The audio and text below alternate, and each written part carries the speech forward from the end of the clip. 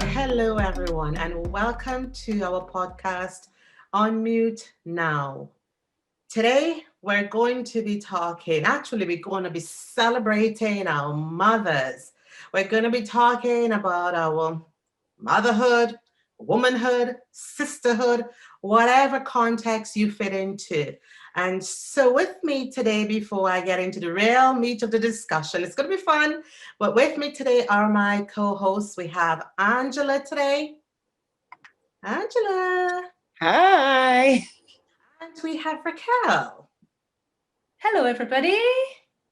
And sadly, guys, we're missing Tassa today. So, Tassa, we're sending you a bit of love. Hey, Tassa, we miss you. Love you. Okay. So, as I said, it's going to be Mother's Day in a day or two if you're in the UK. I know that it's different perhaps in the US and other parts of the world, but to our UK friends and families, our ladies out there in the UK, it's a happy Mother's Day to Happy you. Mother's Day. So we're keeping this pod. Sorry, Raquel. You're going to get a chance to give up some greeting just now. Don't you worry, Raquel. So we're keeping this podcast really simple today. We're trying to keep it real fun. And so what we're going to do, first of all, we're going to read out, maybe if we call it a tribute to mothers. Each of us have picked something. We've each picked something to dedicate to our mothers.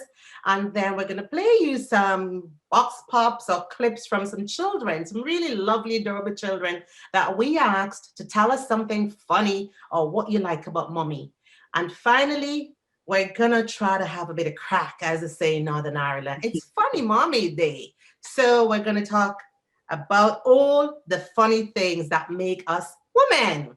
So here we go, ladies. I'm going to kick it right off and I'm going to read a verse. Actually, I just grabbed a postcard, a greeting card that my husband and my boys gave me a couple of years ago for Mother's Day. And so it goes like this. And I'm reading it in dedication to all you wonderful mothers out there. So it goes like this. Have a happy Mother's Day. Some mothers spend their Mother's Day relaxing in their favorite way. Some are up for going out with their families or without. Some like breakfast served in bed, and some would rather sleep instead. But no matter what you do, hope your day is as great as you. Enjoy your day. Lovely. That's so sweet. I know, but here, Raquel, you didn't ask which one was me. I'm the one that prefer to sleep in bed all day. No breakfast. Fair enough. Probably don't get enough sleep anyway. So if that's what you get to do on Mother's Day, you go for it. Oh, yeah. Why not? Why not? Hey, so Raquel, what's your pick in honor or in dedication of Mother's Day? Okay, well, the one that I'm going to choose is actually one that was a plaque in our house in all our teenage years. This was on the wall, and my sisters will say it with me as soon as I start. They'll be joining in all the different parts of the world where they are. So it said, "To one who bears the sweetest name and adds a luster to the same, long life to her, 'cause there's no other who could take the place of my dear mother." Oh, that's lovely. Isn't it lovely? That's a I lovely. remember that. I think that plaque must have been in every Caribbean home. Oh, that's sweet. That's sweet. Yeah. Well done. So, Angela, what's your pick? So I actually, a few years ago, wrote an A to Z or ABC of a great mother. And it's something that I wrote, and I had done it into a little bit of a poster and given it out to the mothers in the church at the time. And I just kind of remembered it and revamped it. So I'm just going to read that to you. So it says the ABC of a great mother.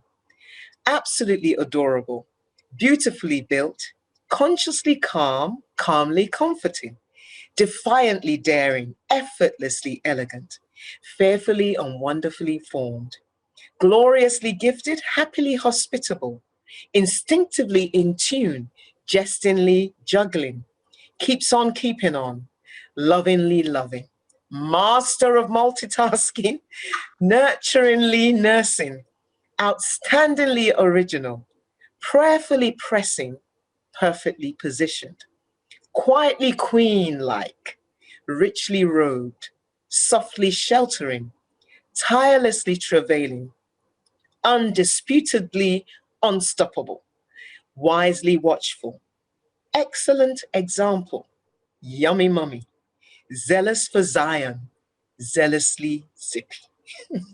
Oh, Lovely. beautiful. Well, I'm going to keep in my heart quietly queening. I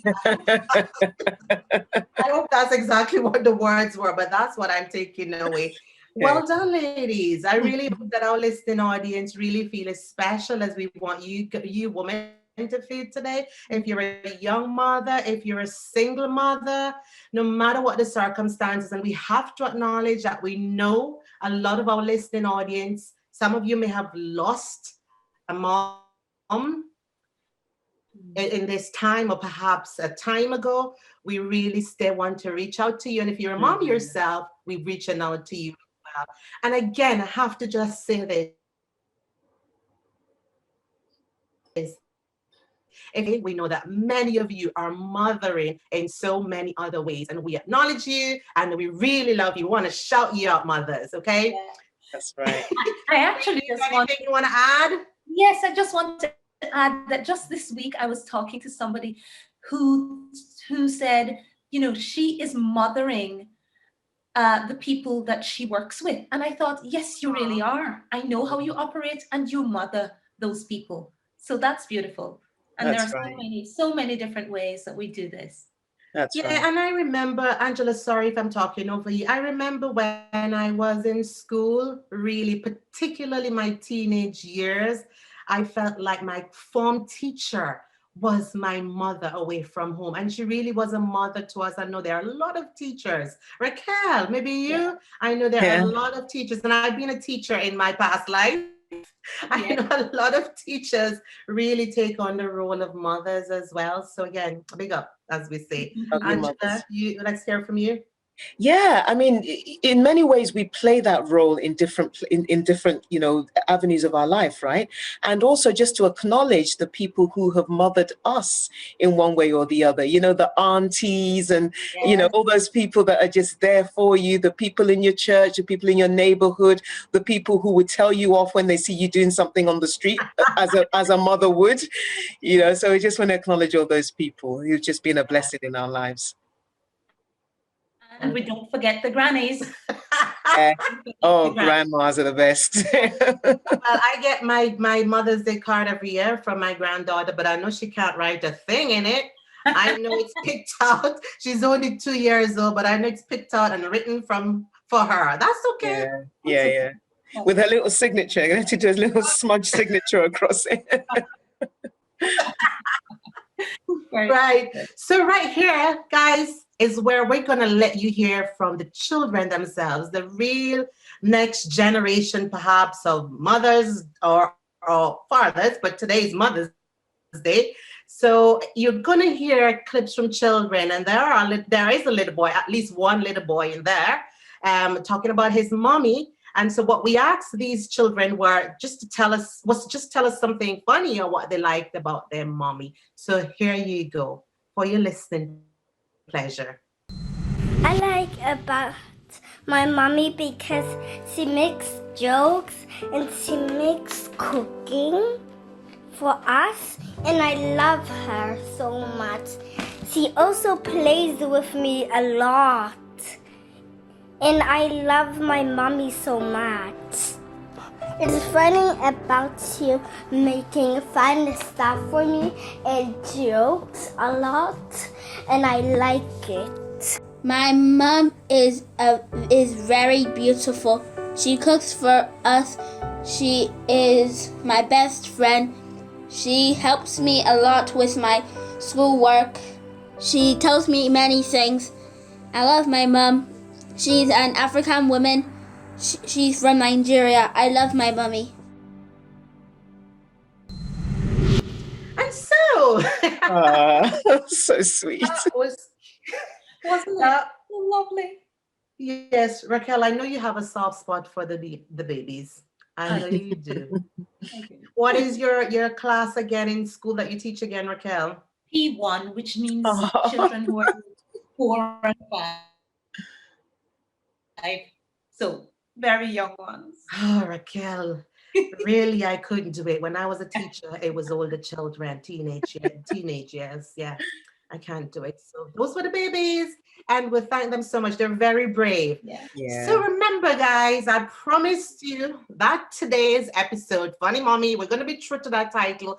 We're going to try to talk about the things that perhaps we have experienced as mothers, that we've seen, witnessed happen to family members, or perhaps that we've read about, whether on social media or whatever, that we think was hilarious, but would have only been something that could have happened to a woman or a mother. So we're going to share some of those examples with you. And really, we want you to share with us some of your funny experiences as a woman, a mother, a sister, whatever makes us who we are. So I'm going to kick it off, and then Raquel's going to pick up Angela. Feel free, guys, to come in. So here's where I'm going to start. And this is why I personally, forgive me out there, I personally I'm afraid of wigs. There's good reason for that. I think I have been traumatized by wig experience from my grandmother.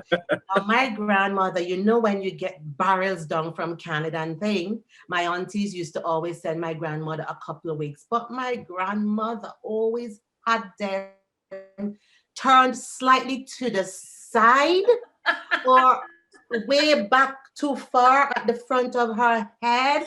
And no matter how we fix that wig, it just never seemed to have stayed right. Then you see her hand moving it and shifting it. And so apart from that, I've seen too many wig disasters. No, I don't do wigs. I don't do wigs, mommies. I'm sorry. I think I saw one on social media recently with a woman who was busily performing, and off she went across the room and the wig was left behind. Everybody was dying. No, I mean, there are some really, really nice wigs out there these days, and people are rocking them wigs like proper. There's so many YouTube videos, but I just can't do it. I'm traumatized. I can't. I'm really sorry.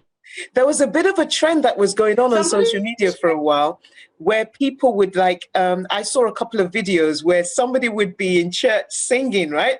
And they get to a point where they're so into it and they literally pull their own wig off. Like, this wig is getting in the way. no, no, wig, no for me. So guys out there, sorry. I love your wigs. You look great, but it's not for me. I'm going to share one more, and then I'm going to let Raquel interject here. Well, just before you move on from wigs, are you still on wigs? But go for it if you've got something to add. Well, I don't often wear wigs myself, but I do have a few. In fact, I must have quite a few because I remember there was a time when a friend of mine needed a wig and she came to me. So clearly I must be the wig Wig friend. lady. But what I remember is when my sister sent me a wig one year, all my boys tried it on, put on all sorts of clothes, took microphones, and they were doing the Tina Turner thing, you know, they were really going for it. So we have photographs of our boys. I suppose I could use those in later years. Oh, no, you wouldn't. Mhm. That's what you get, Raquel, when you're the only female with a gang of men. That's what you Absolutely. get. So Yeah. I feel your pain.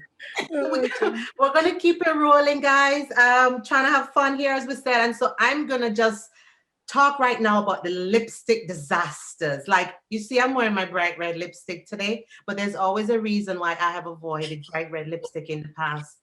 Again, I grew up with my grandmother and a lot of experiences. Sorry, it's my grandmother. My cousins out there, you know that we loved our granny.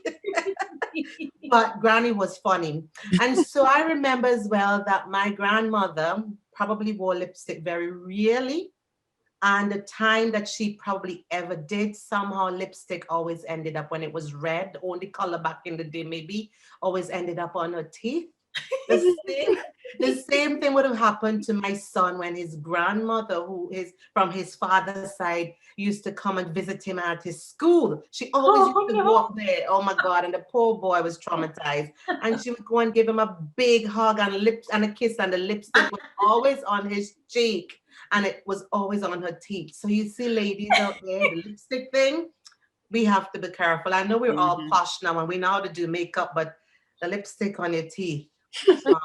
I have a friend, and I must get her to make sure she listens to this or watches this.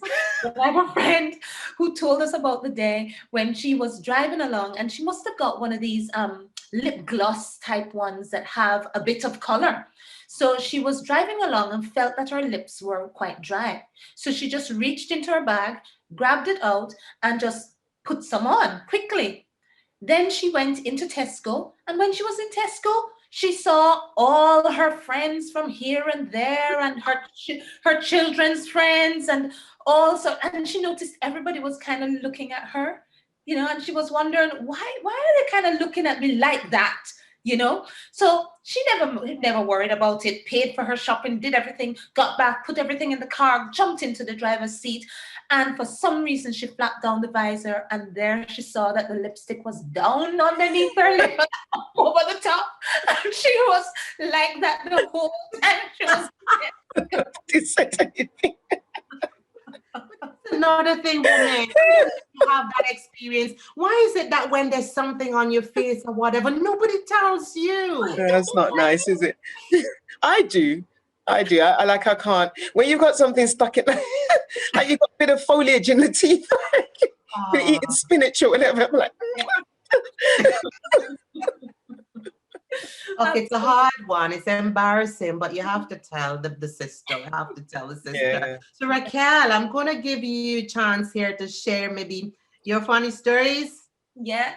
Okay. I think this one, kind of, some of us might identify with this, right? But when we were teenagers, my sisters and I were of that age where we wanted to start looking nice. So we would go to my mum's wardrobe and pick out her most favorite or the things we like the best and dress them up with belts or whatever to make them fit us right and so on.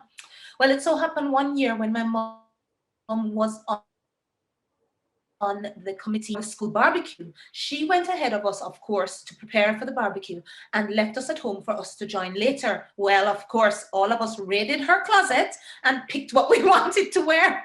So we arrived, strutting our stuff down at the barbecue. And my mom stopped what she was doing and she looking down the street. When she came home, she said, I saw myself walking down the road and then again and again 3 times. So that was us wearing our mom's clothes to the barbecue. Oh, lovely. At least your mom was really nice about it. Yes. Not like the back home mom, the kind of moms that I could imagine in my time. Say, go home, go take off my clothes. Oh, well. There you go. Okay, Angela, what about you? Oh, do you know what? This one is about myself. Gosh. Oh, gosh. There was one day when we were, you know how your children, right? You know how you think you're still like trendy? And you think you're still, you know what's going on and all of that, can do all the dances and use the words and use some words, and your children are just looking at you like, Mom, don't use that word. Don't use that word. But you use it. Don't use that. But I remember there was one day when we were in church and I was singing. I don't know what came over me that day, but it was really, really vibrant and all that. And I was singing away. And all of a sudden, I start doing the hype. Do you know the hype? The dancer. Or rather, I tried to do that. So I come off the stage and I go to where all the children are. And I'm doing that. And some of them, like the little ones are joining in. But the older ones are like, I didn't know my children, the look of horror on their face, and somebody recorded that, and that video has forever haunted me. And they wanted to put it in some compilation, and they were putting together videos, and I was like, take that thing out! It's traumatizing me. Not even you; it's traumatizing the children. They're the ones that are most embarrassed. I was like, but wasn't I doing? I was like, no, you weren't doing it right. I I On the story of dances, I have to throw this one in, right? I remember carrying my son to the disco at school, and he had been practicing this particular move, and everybody knew him to be a dancer. You know, he's great. So he arranged with me and he says, when we get to this point, you oh flip me goodness. over. And I'm like, okay, come on, son. Well, of course, you know that I dropped him. Oh, Raquel, you dropped him. You actually. Dropped him.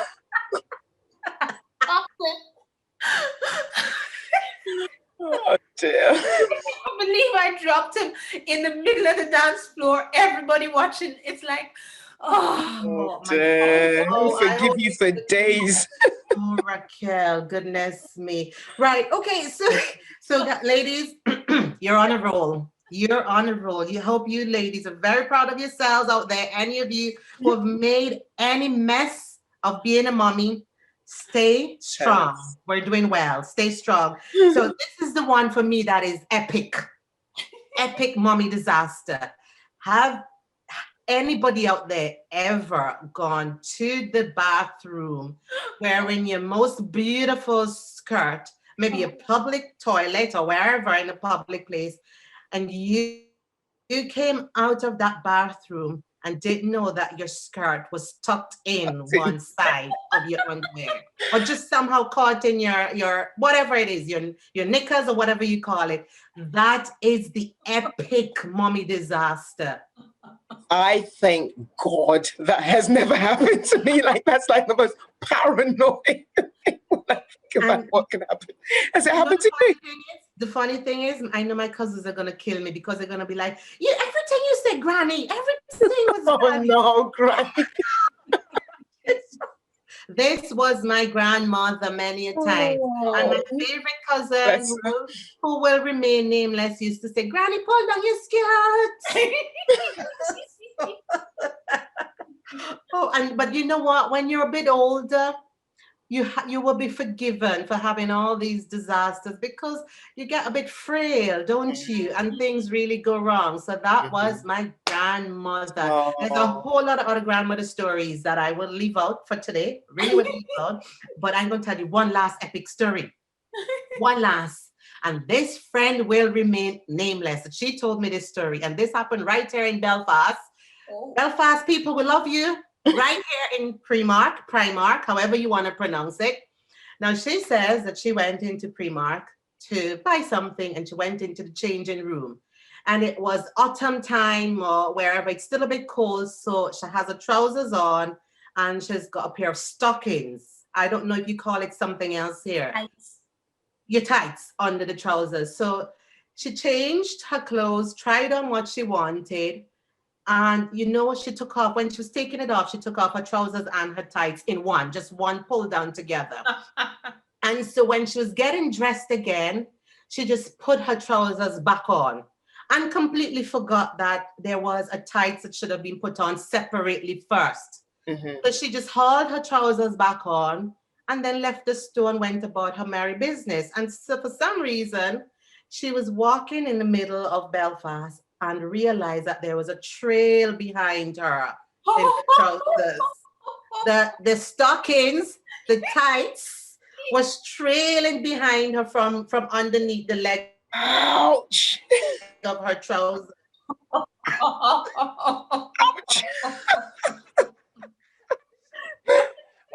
She said, all been she could have done was mortified. she just bent down, grabbed the thing, and quickly pushed it into her handbag. She was so embarrassed. I'm like, My oh gosh. my goodness, if that ever happened to me, dear. I would hope that the Dear. earth opens up and just like when I was a young girl, the only time I ever prayed for the earth to open and take me was when when you're a girl and you're pepsing down the road in front of all the boys after school and you fall down. Oh. It's all When over. you fall down flat, spread eagled, Oh, you really want the earth to open up.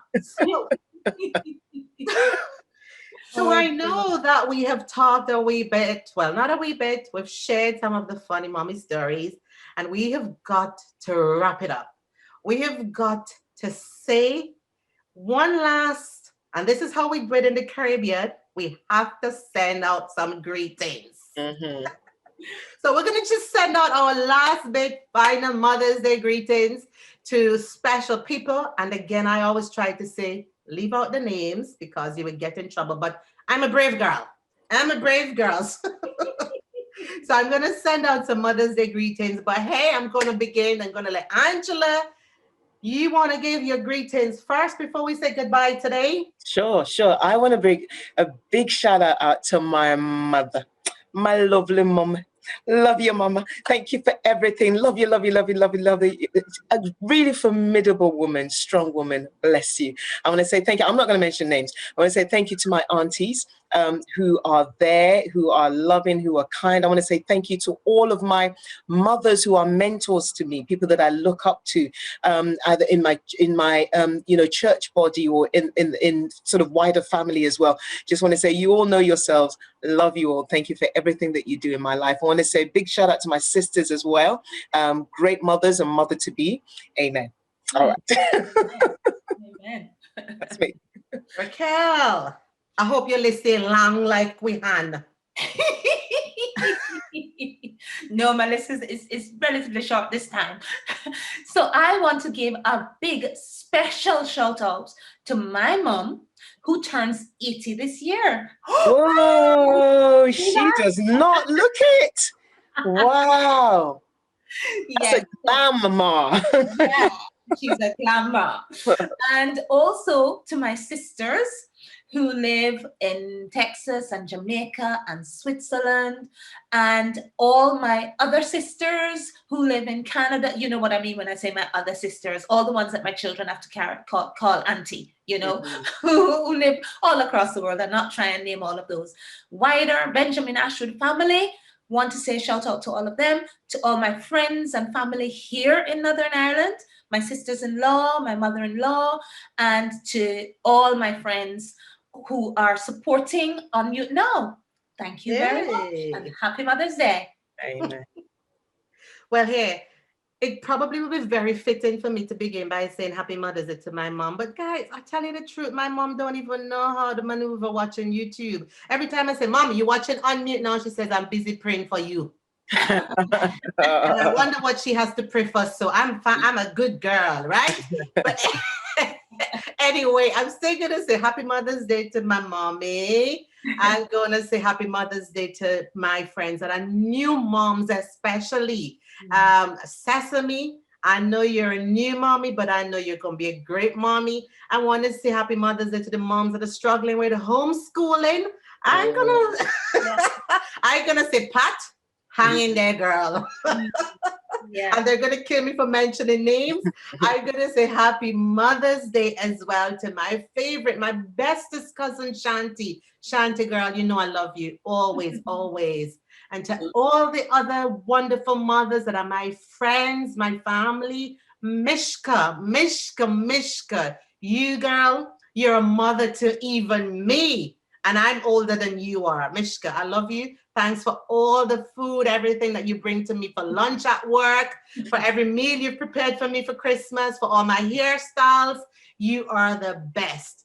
And so happy Mother's Day to everyone. Hope you enjoy it.